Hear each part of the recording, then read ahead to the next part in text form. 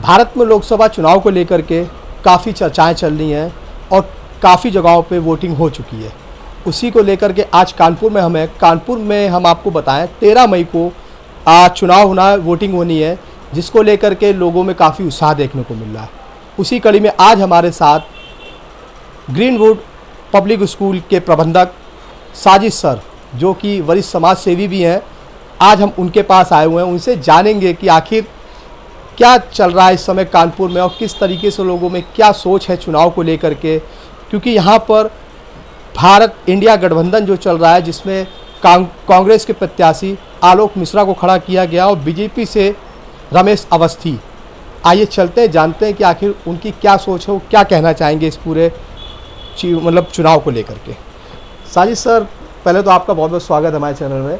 हम आपसे जानना चाहेंगे कि लोकसभा चुनाव बहुत तेज़ी से चल रहा है पूरे भारत में, और कानपुर एक बहुत ही अच्छा प्लेस है चुनाव को लेकर के। यहाँ पर लोगों की बड़ी निगाहें रहती हैं, क्योंकि यहाँ से जो भी जीत के निकलता है उसके ऊपर काफ़ी काम होते हैं, क्योंकि कानपुर बहुत बड़ा महानगर है।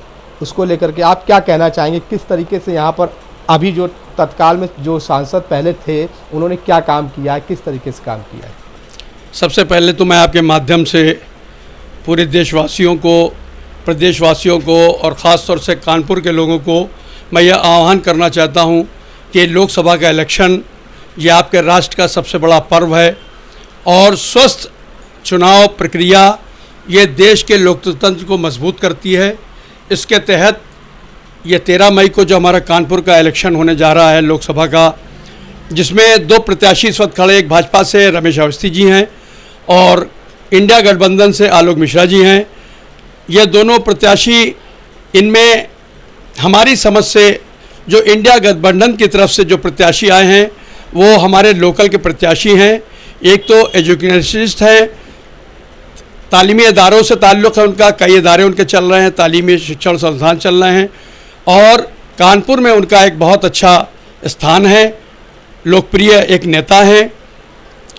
और इंडिया गठबंधन के अंदर जो आज ये हमारे बीच में आया है, इसके आ जाने से, जिसमें कई पार्टियों का गठबंधन है, समाजवादी का गठबंधन, कांग्रेस का, आप पार्टी का, कम्युनिस्ट पार्टी का, ये सारे मिलकर जो इलेक्शन लड़ रहे हैं। सबसे पहले मैं आपको बता दूं कि हमारे देश के अंदर एक बेचैनी है।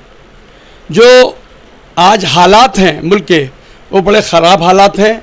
जिस तरह से 10 साल के अंदर 2 विचारधाराएँ चली हैं, एक गांधी विचारधारा और एक गोडसे विचारधारा। इन 2 विचारधाराओं के ज़रिए से जो हमारी गंगा जमनी तहजीब थी उसको बड़ी ठेस पहुंची है, बड़ा धक्का लगा है। आज शक्ल से और कपड़ों से पहचाना जा रहा है कि ये किस बरादरी का है। हमारे दिलों के बीच में नफ़रतें पैदा हो गई हैं। ये हमारे देश के लिए सबसे बड़ा घातक साबित होने वाला एक मुद्दा है। तो हम लोग ये चाहेंगे, चूँकि इस मुल्क के अंदर ये गंगा जमनी तहजीब वाला मुल्क है, सारे जहाँ से अच्छा हिंदुस्तान हमारा, हम बुलबुले हिसके, ये गुलसिता हमारा, ये अल्लामा इकबाल का जो शेर था, ये हमारे मुल्क के लिए सबसे बेहतरीन शेर था। लेकिन आज कुछ राजनीतिक स्वार्थ के लिए लोगों ने नफ़रत का जो माहौल पैदा कर दिया है, ये हमारे मुल्क के लिए बहुत घातक है। अब रही बात यह कि 10 साल का जो अरसा गुजरा है और उसमें जो फेल्योर रहा है, सबसे पहले तो जो GST हमारे मुल्क में व्यापारियों के ऊपर लगाई है, ये GST फेल्योर है और इससे हमारे व्यापारी वर्ग को बहुत बड़ा नुकसान हो रहा है। सही तरह से GST को नहीं लगाया गया है, जिससे व्यापारी वर्ग बहुत परेशान है। अब दूसरी बात, ये जो नोटबंदी की थी, इस नोटबंदी से छोटे छोटे व्यापारी जिनके छोटे कारोबार थे वो बिल्कुल टूट गए। और उसके बाद जो तीसरी चीज़ आ रही है कि हमारा भारत पहले सन 2014 से पहले उसके ऊपर क्या कर्ज था, आज हमारे भारत के ऊपर कितना ज़्यादा कर्ज है, इसको हम आप सब देख रहे हैं। कितने गुना कर्ज बढ़ गया है।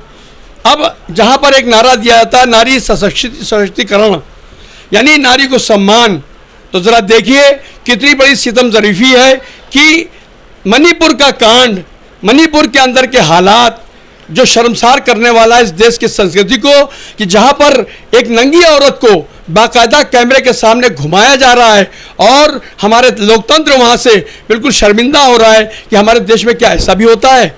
इसी तरह से हमारी महिला पहलवान जो इस देश का गर्व हैं, जिन्होंने इस देश के लिए स्वर्ण पदक जीते हैं और सिल्वर पदक जीते हैं, उनके साथ जो व्यवहार किया गया है, जिस तरह से उनको घसीटा गया सड़कों के ऊपर, उनके साथ बेहरमती की गई, यही है नारी सशक्तिकरण। इसी तरह से उसके बाद बेटी बचाओ बेटी पढ़ाओ, ये एक नारा हम देते हैं। तो जिस तरह से कठुआ की वो बच्ची जिसके साथ गैंग रेप किया गया, और जिस तरह से हाथरस की बेटी को जिंदा जला दिया गया, जिस तरह से अभी हमारे कानपुर के देहात के अंदर एक माँ और बेटी को उनको जिंदा झोपड़ी के अंदर जला दिया गया, यही है हमारा बेटी बचाओ बेटी पढ़ाओ का नारा। तो इसी तरह से अभी देखिए आप, ये जो एक सबसे बड़ा मामला हुआ था हमारे देश में कोरोना का, कोरोना के अंदर जिस तरह से हमने देखा है कि लाशों पर लाशें पटी पड़ी थी, लोगों को कफन नहीं मिल रहे थे, जलाने के लिए लकड़ियाँ नहीं मिल रही थी, और उस तरह से ये इस वक्त जो गुजरा है, ये सारी चीज़ें हमारे दिलों में घाव कर रही हैं। और उसके बाद तीसरी चीज़, कोरोना में जो एक टीका इस्तेमाल किया गया था कोविशील्ड, वो कोविशील्ड जिसके बारे में अब डॉक्टर्स बता रहे हैं, जिन्होंने उस कोविशील्ड का इस्तेमाल किया है उनको हार्ट अटैक हो सकता है, स्ट्रोक हो सकता है, और कई बीमारियाँ हो सकती हैं। तो मैं ये कहना चाहता हूं कि हमारा देश सुरक्षित हाथों में तभी जाएगा, हमारा देश व्यवस्थित रूप से तभी चलेगा जब उसका मुखिया, जब उसका प्रधानमंत्री, जब उसकी हुकूमत सारी जनता के लिए, खास तौर से गरीब और जो दबी पस्ता कद जो हमारी जनता है उसके बारे में सोचेगा। आज हमको 5 किलो राशन पर निपटाया जा रहा है। शर्म की बात है कि 80 करोड़ जनता आज 5 किलो राशन पर निर्भर कर रही है। ये कितनी बड़ी सितम ज़रीफ़ी है हमारी। हमको आत्मनिर्भर बनने के लिए कहा गया था, आह्वान किया गया था कि आपको आत्मनिर्भर बनना है। तो ये 5-5 किलो राशन देकर क्या इससे हम आत्मनिर्भर बनेंगे? ये तो एक बिल्कुल भिखारी वाली कंडीशन हमारे बीच में आ रही है। इसलिए मैं ये चाहता हूँ, राहुल गांधी जिसने अपने को एक मैच्योर परिपक्व नेता बताया है, जिसने इतने 1000 किलोमीटर चलकर ये साबित किया है कि देखो नेता कैसा होना चाहिए, नेता ज़मीनी होना चाहिए। अभी जिस तरह से उसकी रैलियाँ हो रही, जिस तरह से वो बीचों में लोगों को चल रहा है, न कोई सिक्योरिटी है न कोई मसला है। अभी हमारे प्रधानमंत्री जी परसों हमारे कानपुर के अंदर आए थे, जिस तरह से पूरे बिल्डिंगें बंद कर दी गई थी, सारे रोड ख़त्म कर दिए गए थे, जैसे लग रहा था कर्फ्यू का आलम है। तो ऐसे में एक हमारा लोकप्रिय नेता राहुल गांधी जिस तरह सड़कों पे चला है, तो उसकी लोकप्रियता का अंदाज़ा होता है और उसके दृढ़ परिपक्व होने का एक अंदाजा लगता है। मुल्क को सिर्फ वही चला सकता है। सही सर, एक क्वेश्चन आपसे और है, क्योंकि आपने सारी बात बता दी, सारी समस्याएं बता दी जो भी इस समय हैं, चल रही हैं, जिस तरीके आपको लगता है। आपसे एक लास्ट क्वेश्चन करूंगा कि आप क्या मैसेज देना चाहते हैं हमारे चैनल के माध्यम से अपने भारत के और अपने कानपुर की जनता को, कि आखिर जो आने वाली 13 तारीख को किस तरीके से वो लोग वोट करें और क्या कहना चाहेंगे? सबसे पहली बात तो मैं सबसे गुजारिश करूंगा कि वोट ज़रूर डालें, क्योंकि स्वस्थ लोकतंत्र के लिए आपका वोट डालना बहुत ज़रूरी है।